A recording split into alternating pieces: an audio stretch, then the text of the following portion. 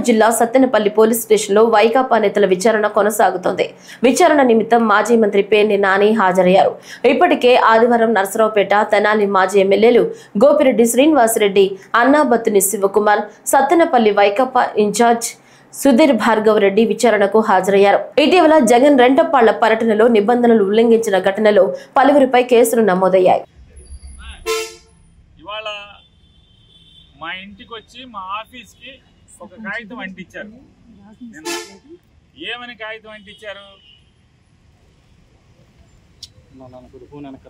11 సెక్షన్లతో, ఒక section, 2 section, 3 సెక్షన్లు కాదు, 11 సెక్షన్లతో సత్తెనపల్లి పోలీస్ స్టేషన్లో నేరం నమోదైంది.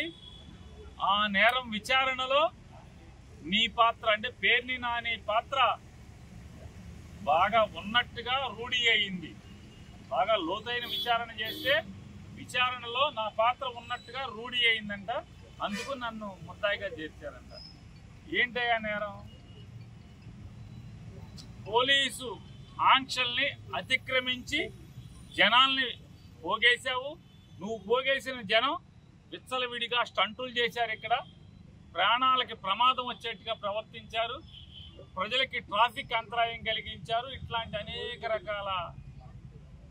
నేను వచ్చిందేమో జగన్మోహన్ రెడ్డి గారికి 3 కార్లు 100 మందికి పర్మిషన్ ఇచ్చారు. తాడేపల్లి జగన్ గారి ఇంటి దగ్గర నుంచి నేను జగన్ గారి కారులో వచ్చాను. అంటే ఆ 3 కార్లలో నేను ఉన్నాను కదా.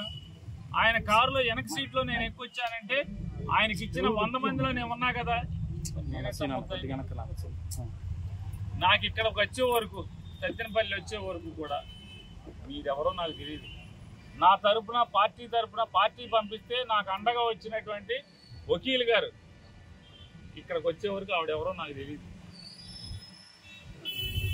ఆవిడ పల్నాడు జిల్లా లీగల్ సెల్ అధ్యక్షురాలు. ఆవిడ నాకు తెలియదు. మా నాయకుడు ఉన్నాడు. జగన్ గారితో పాటు వచ్చే వరకు ఇక్కడికి వచ్చాక